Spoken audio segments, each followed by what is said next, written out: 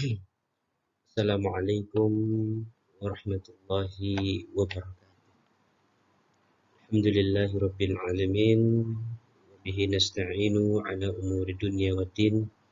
Asyhadu an la ilaha illallah wa asyhadu anna Muhammadan abduhu wa rasuluh. Ayna syurul azza wa jalla alladhi an'ama alaina ni'matan katsira hatta nastati' najtami'a fi hadzal makan insyaallah mubarak.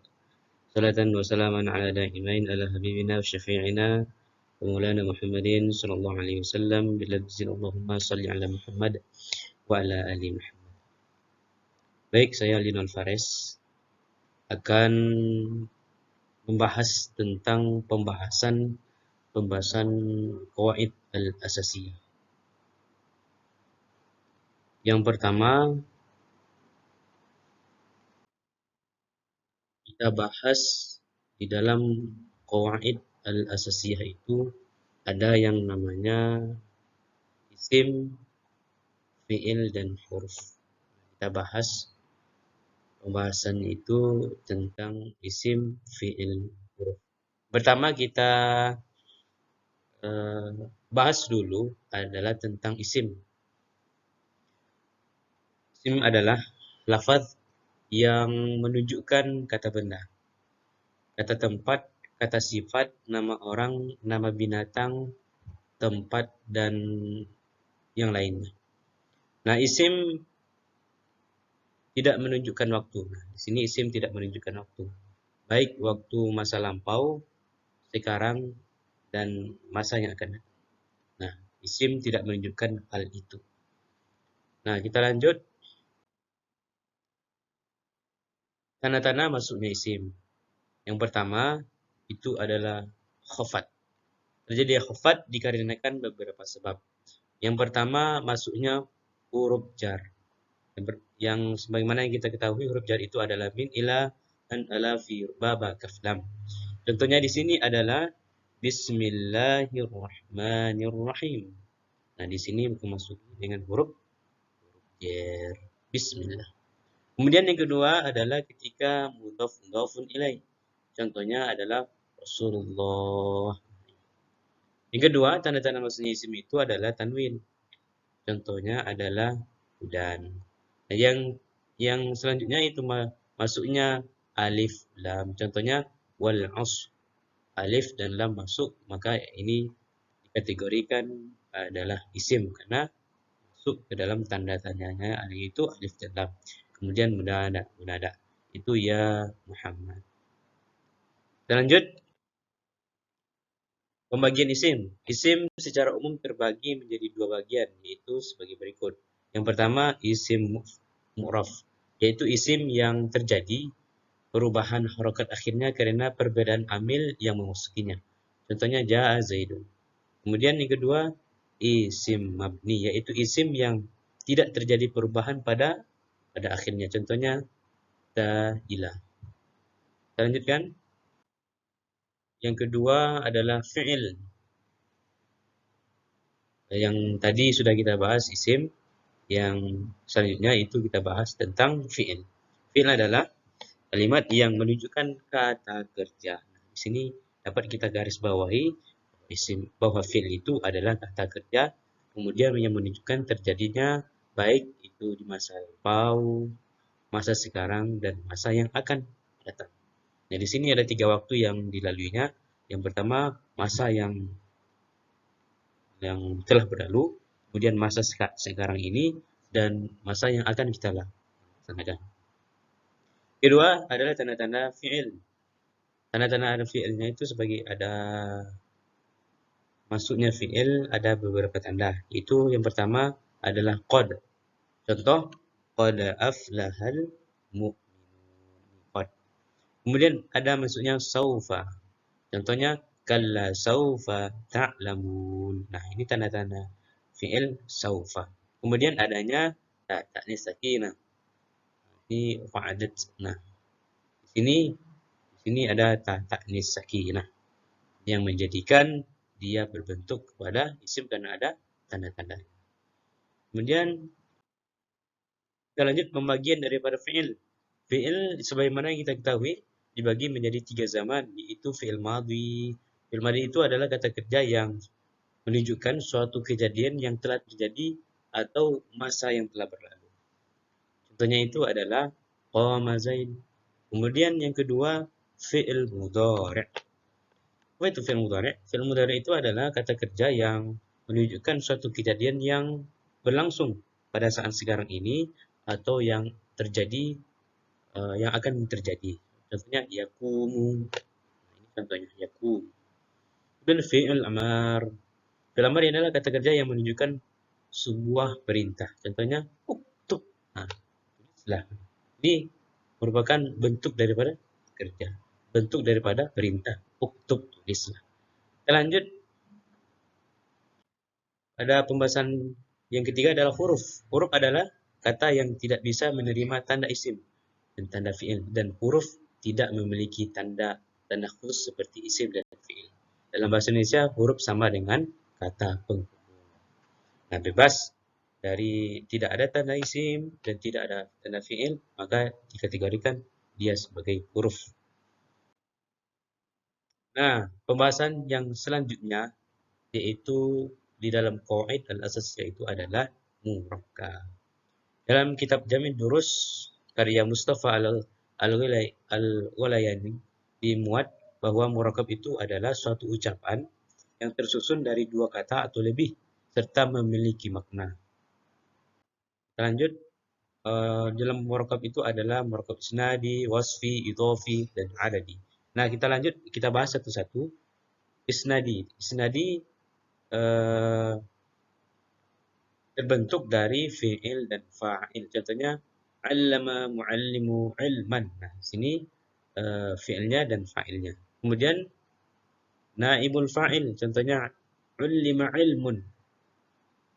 Kemudian di dalam isnadi ini juga terdapat mubtada wal khabar. Contoh jami'ah masyhurah. Nah, kita lanjut pada wasfi. Murakkab yang kedua adalah wasfi.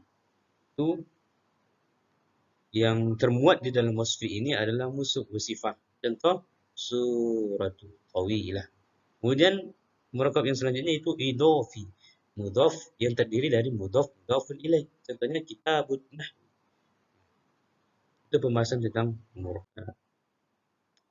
Nah, kita lanjut tentang pembahasan tentang i'rab. Yang pertama kita bahas dulu alamatul raf'a. Tanda-tanda rafa. Nah, di sini tanda-tanda rafa ada al-dhammah, ada al-alif, an-nun. Nah, kita bahas tanda-tanda rafa yang pertama adalah dhammah. Ada isim mufrad contohnya Allah. Kemudian jamak taksir contohnya kutub. Kemudian jamak muannas salim contohnya mu'minat. Kemudian fi'il mudhari' alladhi yattasil bi akhiri syai'un. Contohnya narfa'u darajatin. Kemudian tanda-tanda rafa yang kedua adalah alif yang mana terbuat di dalamnya itu musanna. Contohnya rajulani, alif dan nun. Kemudian tanda-tanda rafa yang selanjutnya adalah nun. Yang termuat di dalamnya itu af'alul khamsah.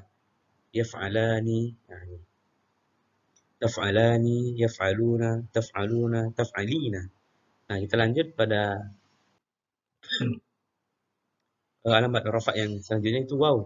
Yang termuat di dalamnya itu jamak mudzakkar salim, contohnya mu'minuna, waw dan nun. Kemudian asmaul khamsah, contohnya jaa abuka. Nah, asmaul khamsah ini adalah abuka, akuka, dan lain sebagainya. Lanjut pada i'rab yang kedua adalah nasab. Tanda-tanda alamat nasab ada fathah. Pertama fathah. Kemudian di dalam fathah ini termuat di dalamnya isim mufrad, contohnya ra'aitu Zaidan. Kemudian jamak taksir. Nah, contohnya ra'aitu Rawudan. Kemudian fi'il mudhari' nahwu, contohnya lan nabrahu 'alaiha 'akifina. Kemudian tanda nasab yang kedua. Kemudian alamat nasab yang kedua adalah al-alif yang termuat di dalamnya asmaul khamsah. Contohnya wa nasummu akhona asmaul khamsah. Kemudian ya, yang termuat di dalamnya adalah musanna. Contohnya qara'tu kitabaini, ba dan nun. Kemudian jamak mudzakkar salim, ahbabna ad-dhalhina, lihina ya dan nun. Kemudian alamat nasab yang selanjutnya itu kasrah, jamak muannas salim. Contohnya khalaqas samawati. Kemudian hadab nun, taf'alani menjadi an taf'alan. Nah, kita lanjut pada alamat yang selanjutnya itu alamatul khafat. Nah, di sini ada tandanya kasroh, kemudian di dalamnya termuat isim mufrad yang isim mufrad munsharif. Contohnya bismillahi. Kemudian jamak taksir al-munsharif, contohnya lirrijali. Kemudian jamak muannas salim, contohnya kulil mu'mini. Kemudian ya, alamat khafat yang selanjutnya adalah ya, asmaul khamsah, contohnya irji'u ila abikum. Kemudian isim tasniyah, contohnya majma'al bahraini. Kemudian jamak mudzakkar salim, fa'it'amu sinina. Kemudian alamat khafat yang selanjutnya adalah fathah yang termuat dalamnya jamak muannas salim. Contohnya al-ismul contohnya itu ismul ladzi la yansharif. Contohnya itu mim maharaini. Kita lanjut alamat i'rab yang selanjutnya itu adalah jazm. Jadi tanda bagi jazm pada dua tempat. Contohnya sukun, contohnya lam yalid. Adab nun, contohnya taqulu menjadi lam taqulu. Kita lanjut pada pembahasan selanjutnya dalam qawaid al-asasi itu adalah jumlah ismiyah. Yang termuat di dalam jumlah ismiyah itu adalah mubtada wal khabar. Yang di dalam pembahasan mubtada dan khabar ini termuat di dalamnya isim ma'rifah. Contohnya as-sayyarah sari'ah. Kemudian jumlah as-sayyarah itu amam al-fasl. Kemudian jumlahnya muslim yadhhabu ila. Kemudian jumlah fi'liyah yang mana termuat di dalamnya fi'il, kemudian fa'il, kemudian maf'ul bih. Contohnya yaqra'ul waladul Qur'an. Nah, di sini fi'ilnya, kemudian fa'ilnya walad, kemudian Al-Qur'annya disebut dengan maf'ul bih. Kemudian pembahasan selanjutnya dalam qawaid al-asasiyah itu adalah fa'il wa na'ibul fa'il. Fa'il adalah isim rafa' yang terletak setelah fi'il dan menunjukkan akan perilaku melakukan suatu perbuatan. Contohnya daraba Zaidun bakran. Artinya Zaid telah bakar. Zaid merupakan fa'ilnya atau subjeknya, maka dari itu harakatnya adalah. Kemudian naibul fa'il. Naibul fa'il itu adalah isim rafa' yang bertempat menggantikan posisi fa'il setelah penghapusan fa'il. Ada dua keadaan kapan suatu fa'il itu dihapuskan dan menggantinya dengan naibul fa'il.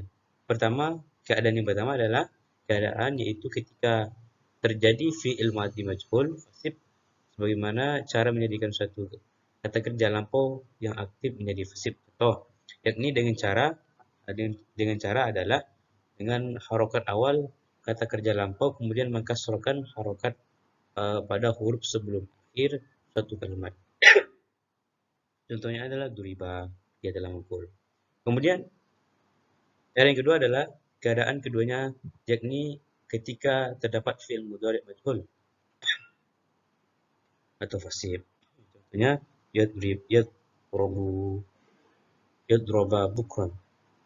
Nah, di sini bukran ini merupakan naibul fa'ilnya, pengganti subjek, maka dari itu harakatnya adalah dhamma. Kemudian pembahasan selanjutnya dalam qawaid al-asasiyah itu adalah na wa akhwatuha. Nah, di sini inna wa akhwatuha dan saudara-saudaranya adalah amil yang menasabkan mubtada dan merofakkan khobar. Rofaknya khobar ini bukanlah rofak saat sebelum kemasukan inna, melainkan i'rab rofak yang mujaddad, yang baru. Contohnya kalimatnya adalah innallaha ghafurun, sesungguhnya Allah Maha Pengampun. Rofaknya dari lafaz bukanlah i'rab rofak ketika ia menjadikan khobarnya mubtada, tetapi i'rab tersebut adalah mujaddad atau baru sebagai isimnya huruf inna. Nah, pernyataan ini merupakan pendapat yang tandingan untuk sebagian ulama yang mengatakan bahwa rofaknya alfaz sebab menjadikan khobarnya yang kemudian mubtada adalah isim marfu atau isim yang diterangkan letaknya di awal kalimat. Sedangkan khobar adalah isim yang menerangkan mubtada tersebut sehingga maknanya menjadi sempurna. Kaidah-kaidah mubtada adalah setiap mubtada harus marfu. Ini syarat yang pertama. Kemudian umumnya mubtada terletak di awal kalimat. Tetapi pada kasus-kasus tertentu bisa tidak demikian. Kemudian secara umum mubtada itu adalah ma'rifah bukan nakirah. Kemudian kaidah selanjutnya itu mubtada bisa juga merupakan isim dhamir. Nah, ini pembahasan qawaid al-asasiyah yang selanjutnya itu mubtada dan khabar. Nah, kaidah-kaidah khabar adalah khabar harus sesuai dengan mubtada dalam hal bilangan mufrad, mutsanna atau jamaknya. Kemudian khabar harus sesuai dengan mubtada dalam hal jenis mudzakkar atau muannas.